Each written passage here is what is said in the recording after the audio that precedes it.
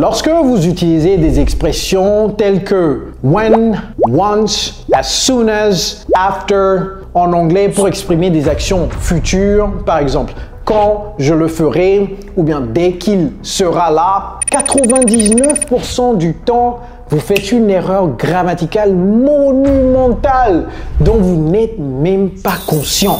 Et il ne s'agit pas que des débutants en anglais, non, non, non. Même les niveaux B2 et C1 font cette erreur. Alors, après avoir regardé cette vidéo, vous ne ferez plus jamais cette erreur. Donc, de quoi s'agit-il? On verra ça tout de suite dans cette vidéo. Are you ready? Let's go! Hello everybody, it's Coach Joe, your English coach. So without further ado, let's get started. Alors cette erreur, je rencontre ça tout le temps de la part des étudiants qui viennent à nous pour suivre notre programme d'immersion anglaise sur mesure pour les francophones. Nous avons un programme, nous avons aidé des milliers de francophones dans plus de 50 pays du monde à parler couramment l'anglais aujourd'hui. Si vous êtes intéressé, dans la barre de description, il y a un lien. Cliquez sur le lien, remplissez vos informations. Moi-même, je vais vous contacter pour vous en dire plus. Alors, c'est quoi cette erreur monumentale? Pour exprimer le futur avec when, once, as soon as, after, etc. Quand, dès que, aussitôt que, après, etc.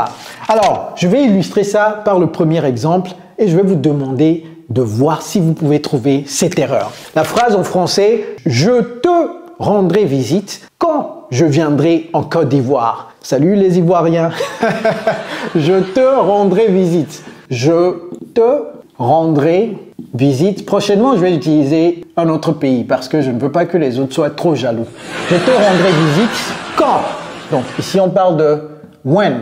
Quand je viendrai en Côte d'Ivoire. Comment traduire ça en anglais? Normalement, c'est très simple. I will visit you. I will visit you. Je te rendrai visite. When I will come to Côte d'Ivoire. I will visit you when I will come to Côte d'Ivoire. Mais c'est pas correct. Quoi? C'est cette erreur que je rencontre tout le temps. En anglais, bien sûr. I will visit you when I come to Côte d'Ivoire. What?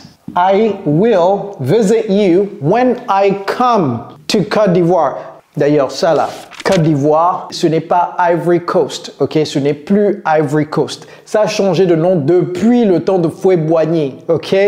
Donc, en anglais, maintenant, c'est Côte d'Ivoire également, ok? Donc, ici, qu'est-ce qui s'est passé? C'est tout simplement que ça, ce n'est pas au futur comme en français. Et les vrais Français diront que même ça, là, c'est pas correct grammaticalement, n'est-ce pas? Parce que si on va dire quand je viens en Côte d'Ivoire, mais en français, on en abuse et personne ne dit rien. Quand je viendrai en Côte d'Ivoire, mais en anglais, ne faites jamais cette erreur. Pourquoi? À cause du quand. Donc, je peux l'écrire ici, with when. Mais when a des amis également, hein. When, il n'est pas venu seul, il a des amis. Donc, on va voir ses amis également. C'est quoi les amis de when? Il y a quand, il y a lorsque, il y a dès que, il y a aussitôt que, etc. N'est-ce pas? Alors, une autre phrase. Didier éteindra la lumière lorsqu'il quittera la pièce. On va apprendre d'autres mots également. Didier éteindra la lumière lorsqu'il quittera la pièce. Didier éteindra la lumière lorsqu'il quittera la pièce. D'ailleurs, on va prendre de beaux mots ici, hein, comme la pièce, éteindre la lumière. Comment va-t-on dire ça en anglais?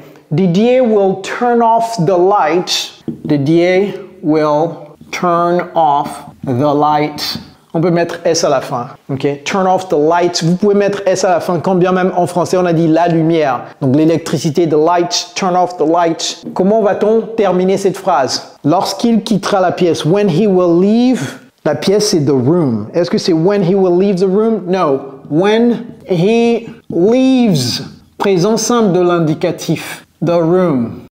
Présent simple de l'indicatif. I hear this mistake all the time. Julia répondra à l'email lorsqu'elle trouvera une connexion Internet. Julia répondra à l'email.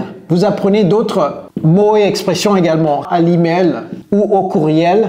lorsqu'elle trouvera une connexion Internet. Il y a certains de nos élèves qui travaillent des fois dans la brousse. Ils vont dans des missions dans la brousse.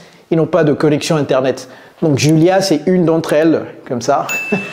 En anglais, Julia will reply to the email. Répondre à l'email. Julia will reply to the email when Julia will reply to the email. Ici, on peut remplacer ça par aussitôt que. Ok, as soon as, donc je vous apprends d'autres mots également. As soon as she finds an internet connection. Il y a certains Américains qui disent internet connection. Ok, as soon as she finds an internet connection. Connection en anglais c'est CT. Ok, c'est pas X. It's easy now. Hopefully you will never make this mistake again, n'est-ce pas? Une autre phrase. Elle ira courir dès qu'il cessera de pleuvoir. Ou bien après la pluie. Donc ici, c'est after. Comment utiliser ça? So, what are we going to say here? Elle ira courir dès qu'il cessera de pleuvoir ou bien après la pluie. Dès qu'il cessera de pleuvoir. Alors ici, je vais vous montrer comment faire cette phrase avec after. Mais d'abord, je vous donne 10 secondes pour ceux qui veulent essayer. 10, 9, 8, 7, 6, 5, 4, 3, 2, 1. She will go running after it stops raining. What? She will go running ou bien she will go run after, ça c'est après, after it stops. Vous voyez le S à la fin pour indiquer le présent simple de l'indicatif. It stops raining. It stops raining. Wow. Donc ici on a as soon as. Ici on a after. Ici on a when. Le présent simple. Finds, présent simple. Come, présent simple. Ok. All right. When. As soon as. After. Il a d'autres amis également. Je vais ajouter un ami de plus. Je quitterai le bureau une fois que je terminerai le rapport. Je quitterai le bureau une fois que je terminerai le rapport. Comment dire ça en anglais? Vous apprenez d'autres choses également, hein? I hope so. I hope you're taking notes. Je quitterai le bureau une fois que je terminerai le rapport. En anglais, I will leave the office once ce n'est pas once I will finish. Once I finish. Le rapport, c'est quoi? The report. The report. J'espère que vous ne ferez plus jamais cette erreur. Je l'entends tellement de fois que je me suis dit, vous savez, je n'en peux plus, il faut que je fasse une vidéo. Je n'en peux plus. I can't anymore. Stop making a mistake with when, once, as soon as, after, etc., etc. Okay? All right, I hope it's very clear now. La règle, c'est très simple. When, once, as soon as, etc.